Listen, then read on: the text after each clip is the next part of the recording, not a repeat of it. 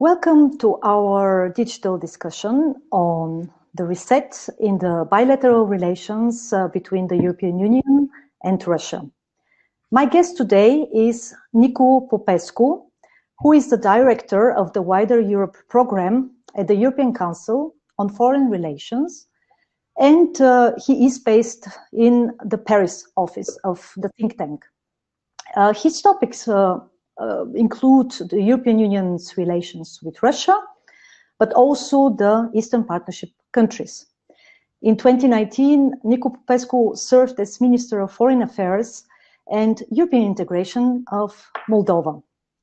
Now, our topic on the reset of the bilateral relations between the European Union and Russia is a very relevant one. The European Union top diplomat Borrell went to Moscow last week to test whether the Russian government was interested in addressing differences and reversing the negative trend in the bilateral relations. The timing of this visit could not have been more unfortunate following the recent developments linked to the poisoning, arrest and sentencing of the opposition leader Alexei Navalny. So, what is your reading of these developments, Nicu, and how do you assess the current, as I called it, diplomatic fiasco that followed last week with the visit of Josep Borrell in Moscow? So I would say that it's been since 2009, or almost 12 years since the European Union, the United States have been looking at their policy in Russia through this prism of potential resets. So we've seen something like a pendulum where you got phases of a tense diplomatic interaction between the United States and the EU on one hand and Russia on the other hand, followed by several reset offers coming from the West since 2009 primarily. Of course, we had the Obama reset, which was launched in March 2009.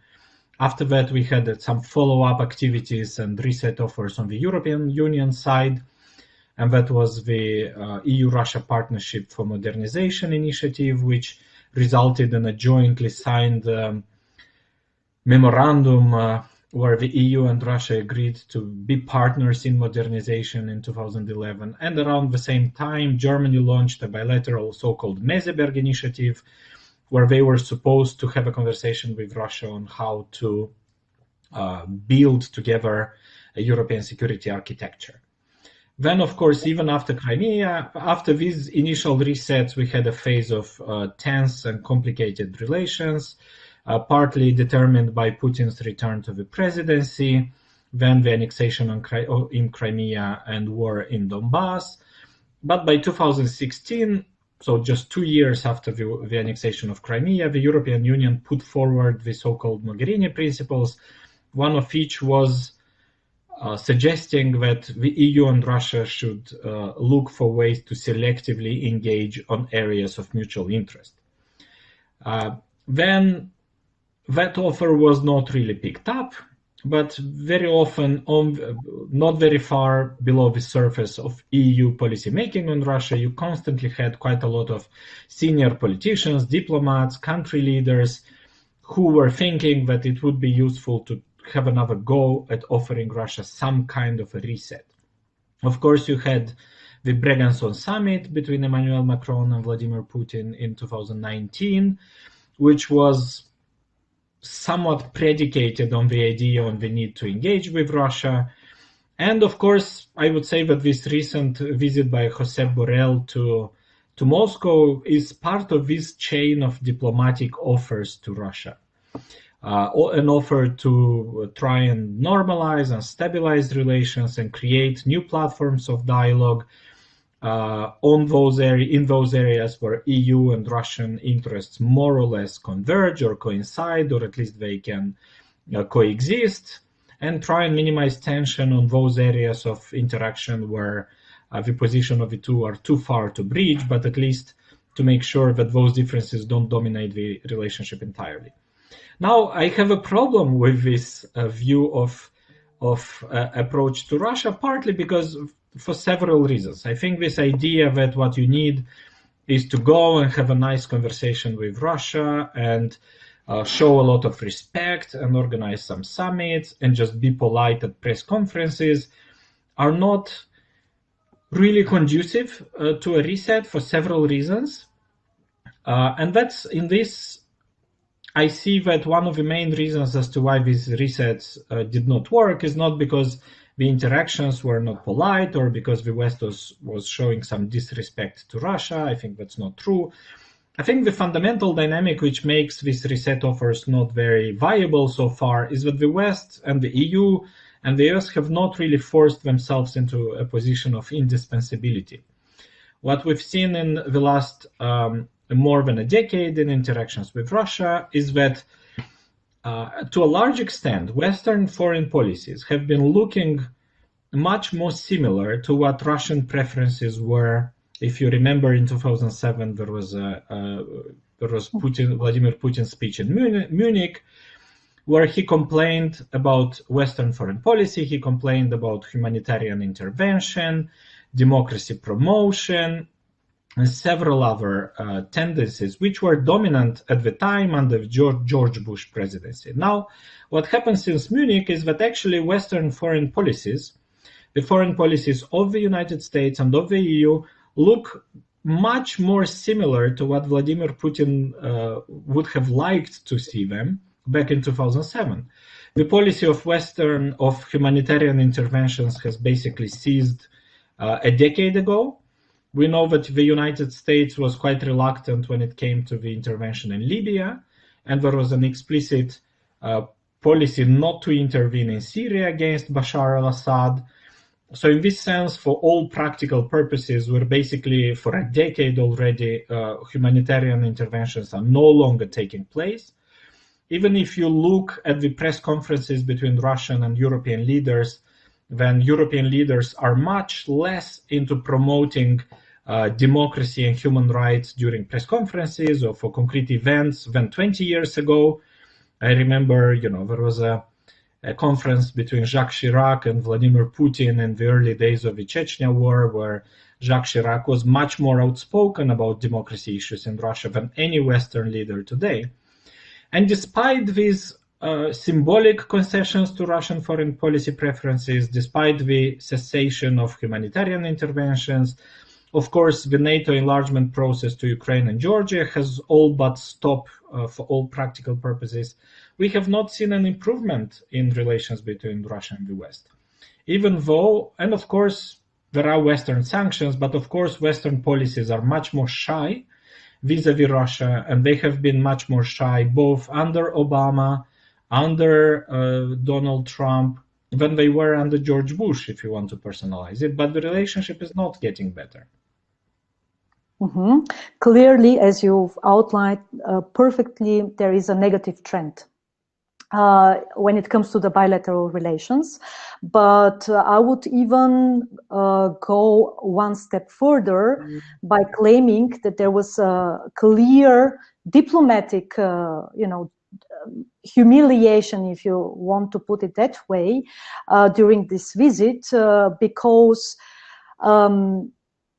during the press conference, which we all observed, those who cover the relations between Russia and Europe, we've noticed that the language also has changed.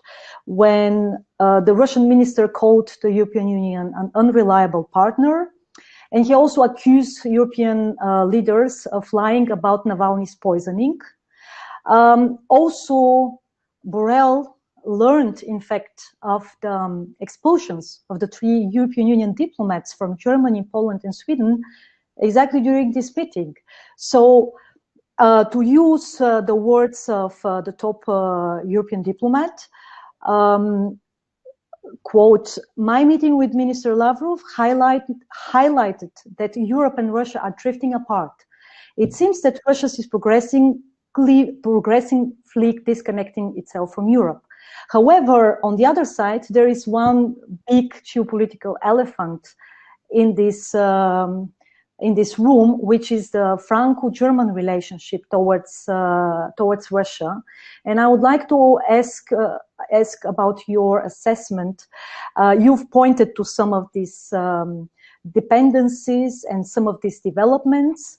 However, clearly there is a decoupling between our European understanding of human rights and democracy on the one side, and geo-economic interests on the other side. And when it comes to the Franco-German relations towards Russia, there has been a positive trend towards rapprochement with Moscow. Could you elaborate on this, and how do you see this in the broader European context? I mean, there are several things here. I think very often these advocates of a reset somewhat misread a number of facts. And I think we are all in agreement that diplomatic relations with Russia have been very bad since 2014. There are tensions, but it's not true that the EU and the US have not been engaging with Russia. I mean, summits have continued. There were probably fewer summits than in the preceding decade, but nonetheless, there were plenty of summits. There were lots of German-Russian summits, Finnish-Russian summits, French-Russian summits. So in this sense, diplomatic dialogue with Russia has been on an acceptable level in the last 6-7 years. We also had a lot of cooperation continuing and even increasing. So of course, if you go and look at the statistics on the issuance of Schengen visas, you'd still see that Russia is the single biggest recipient of Schengen visas in the world. And Russia has been holding this position for probably about 20 years. Russia is still there. Of course, the economic crisis in Russia after 2014, COVID, all of that is affecting travel numbers. But Russia still is the biggest recipient of Schengen visas in the world. Of course, EU-Russian trade has been continuing. And I think one of the most, not just resilient, but one of the most counterintuitive areas of cooperation in EU-Russia relations has been related to Russian gas sales to the EU. And these gas sales have beaten all historical records in the last 3-4 years. So at no point in the 80s, in the 90s, in 2000s, Russia sold as much gas to Europe as in the last 3-4 years. So in some years, Russia sold up to 200 billion cubic meters of gas to Europe. So we had this kind of dichotomy where on the one hand, the political relationship was very bad and quite strained, but cooperation in multiple fields continued. And in some fields, and energy trade is as important as it gets for EU-Russia dialogue. So energy trade with Russia has actually been beating historical records. So in this sense, it's not true that the lack of good diplomatic relations necessarily means lack of cooperation and lack of engagement in other areas of cooperation. So that has been going on in these last years. If we go, and that's, I understand that sometimes you got this push from several member states.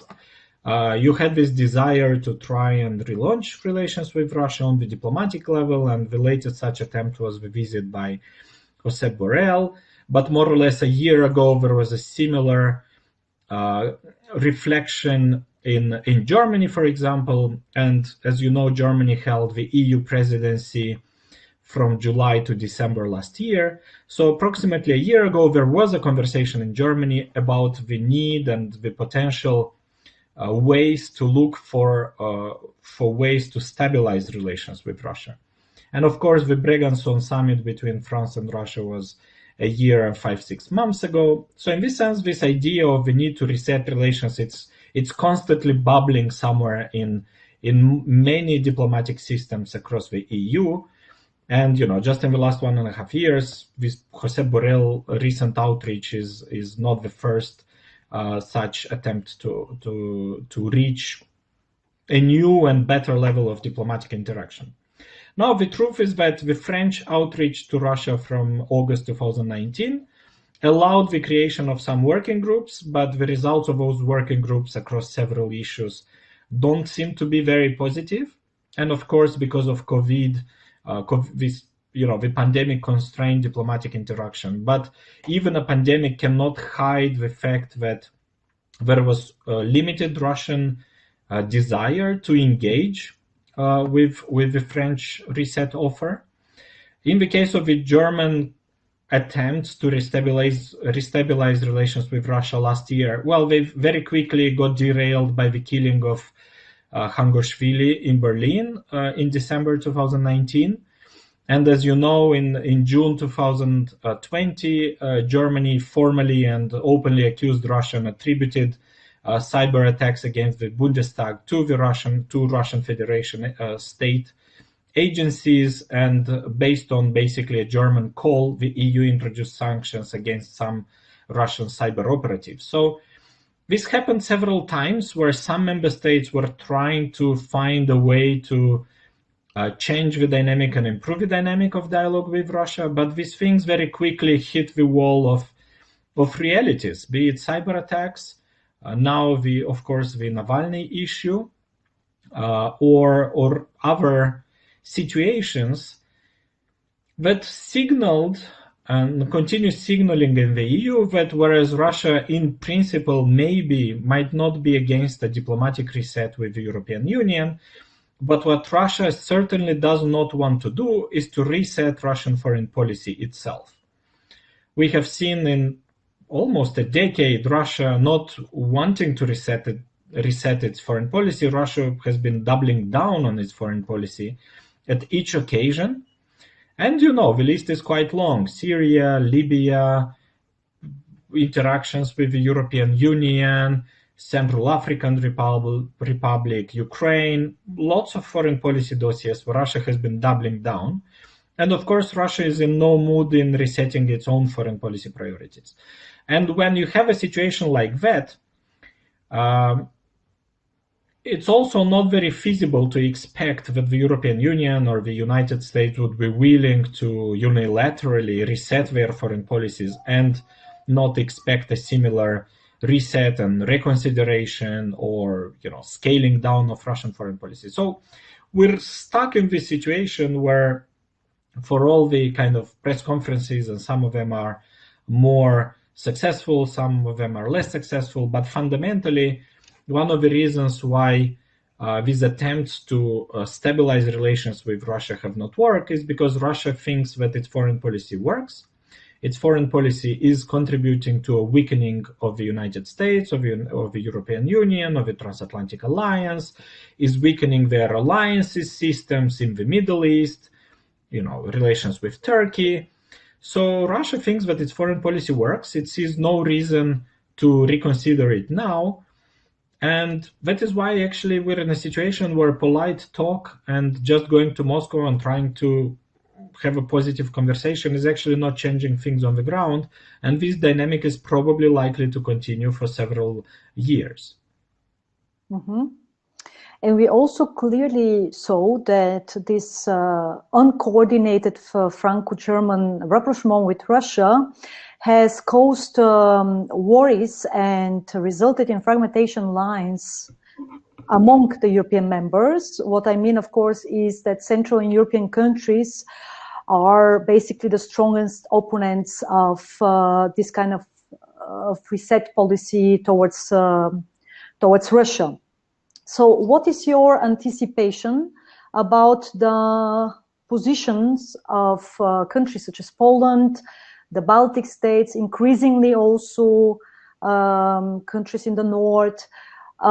Will they come up with a kind of common position when it comes to European Council discussions on the future of the bilateral relations? And what kind of approach will they pursue in the future if the geoeconomic and geopolitical aspects in the relations of France and Germany with Russia are getting stronger and stronger? How are they going to counterbalance this stronger, pro-Russian position in a direction that reflect their fears and their geopolitical positions, which, as we also know, are still very much threatening Russia, mostly a direct neighbor, as an existential threat? Yeah, well, I think, to a larger degree, all of these units that we operate with when we look at preferences for different Russia policies no longer apply. And the truth is that it's been quite some time that there is no such thing as a Central European or a Central and East European approach to Russia. I think that was the case in the early days of enlargement, but it's been almost a decade that there is no consolidated Central and East European approach to Russia. We know that the Baltic states and Poland and Romania have been on a lot of issues much closer to countries like Sweden or Denmark or sometimes Finland. And Germany these days actually cooperates quite closely and perhaps is not as outspoken as Poland is, but is quite concerned with developments in Russia. And if you go to countries like Hungary, or there's political leaders in other EU member states, in the Czech Republic, for example, and their approach to Russia will be much more similar to the Italian or Spanish line on Russia traditionally, right? So in this sense, I think we're no longer seeing consolidated blocks of EU member states seeing Russia or Ukraine in similar ways. The same goes, I think, for the Franco-German approach to Russia. Some 15 years ago, even 12 years ago, both France and Germany were strong believers in the idea that, the partnership for modernization with Russia is the right way to go. And at the time, all of them were thinking, the political elites in France and Germany were thinking that the Baltic states and Poland are too nervous about Russia, they exaggerate the Russian threat. And I think that by now, in 2021, that type of misreading of Baltic concerns is no longer there. So I think there's a much greater understanding of the Baltic analysis of Russia and the Romanian or the Polish analysis of Russia in Berlin and Paris than 10, 15 years ago. And we know why, because events proved that Russia was not on a path to becoming Europeanized and integrating with Europe, and Russia chose its own way in foreign policy. And even today, I would say that, and of course, at the same time, because you asked me explicitly about France and Germany, I'd say that, of course, all foreign policies are the result of the geography and histories of states. So it's absolutely natural that France has a different view of Russia than Poland does. And if you allow me to turn the tables, it's also true that also Poland doesn't care as much about other threats to Europe from the Mediterranean, from Africa, So in this sense, it's natural for Russia, for a country like France to feel less threatened by Russia, in the same way that it is natural for a country like Poland to feel less threatened by, jihadists in sub-Saharan Africa. So in this sense, I don't think it's fair or helpful to start, teaching and lecturing fellow member states on how badly they understand different parts of the European neighborhood, because all member states understand some parts of a neighborhood better than other parts. And the main question I think that is important for the European Union is to try and converge these priorities. So I'd say that there is a lot of, the bridging of the gap in reading, there is a long way to go still. If we are talking about the need to bridge the gap between the strategic sensitivities vis-a-vis Russia, but also vis-a-vis North Africa, that we need to do inside the EU and inside NATO. But I would say that I do see France being much more invested in Central European security than it was 5, 6, or 10 years ago. Just recently, the French Ministry of Defense published a white paper on Black Sea security. Just a couple of weeks ago, you had the 3 Baltic foreign ministers coming to Paris. The French president has been quite present in Central Europe through visits. So I do think that this gap in how the EU member states read Russia has been there. It's objective. It's historically rooted in decades and even hundreds of years of interaction with Russia. But this gap is being reduced, and this reduction in the gap is done both thanks to what the Baltic states and Romania have been trying to argue in Berlin and Paris, but also thanks to the way Paris and Berlin have become much more sensitive to the concern of many Central European states than they were 10, 15 years ago. So I think there is a certain visible process of unification of European analysis on what Russia is. And of course, from that to having an efficient policy is a long way to go still. But these gaps in perceptions are being breached. Mm-hmm. Now, I would like to ask an additional question related also to this discussion, which is a little bit of an orthodox, but it just came to my mind. Would be at some point an approximation with Russia, the so-called heavy pace to pay on the side of the European Union and the European members in order to prevent a Russia-China axis? I don't think the European Union or the United States, for that matter, have a lot of leeway in influencing the Russian-Chinese bilateral relationship. Russia and China have a strategic environment that they read in their own way. For now, Russia feels more threatened from the West than from China. For China, I think, from what I understand, the Chinese reading is that its border with Russia is the most strategically secure border China has. And of course, China feels that on its eastern borders, you have the United States and its allies. In the south, you have India. And, in the central part of Eurasia, things are quite unstable with Xinjiang Uyghur and Afghanistan and all of that. So from a Chinese standpoint, it does look logical that its border with Russia looks quite stable, and it makes sense for China not to want to disrupt that relationship. And it also gives Russia a certain dose of leverage on how its interaction with China evolves. And partly because of it, China has been quite sensitive of Russian priorities. I mean, to a degree, China does in Central Asia what it considers is in the Chinese interest, but at the same time, they have done quite a lot of diplomatic and even psychological outreach to make sure this is not too irritating for Russia. And I think that the relationship is there to stay. Russia has a position where it would not want to antagonize China. Russia feels potentially way too vulnerable vis-a-vis China. And that means that Russia will not join geopolitical or strategic actions directed against China. At the same time, Russia is responsible for its own policing of its own foreign policy autonomy vis-a-vis China. I mean, it's not a European concern to be telling Moscow, oh, you don't want to become too dependent on China.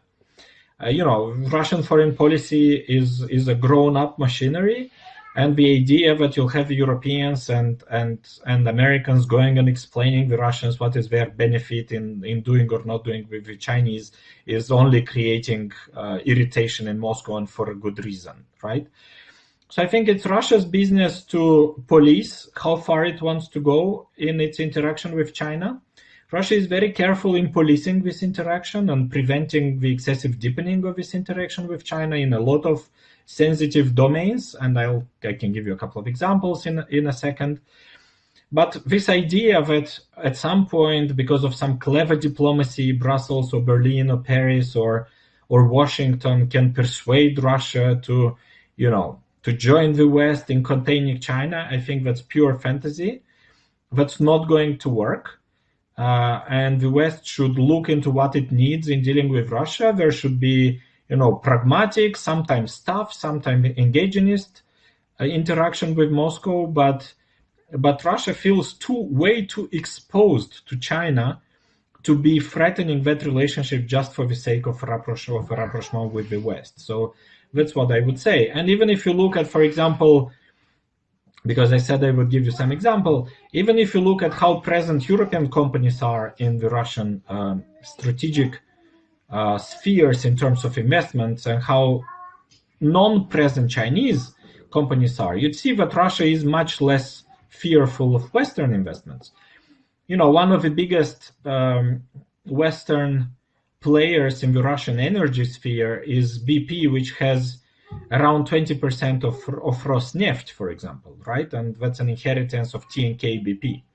So at some point a few years ago, for example, Russia tried to privatize and sell another approximately 20% of Rosneft. And apparently the Chinese at the time signaled they are ready to buy this 20% stake, and Russia did not want to sell it to China. So within a difference of a few years, Russia was fine to have BP owning 20% of Rosneft, and Russia was not fine giving a similar stake to China. Why?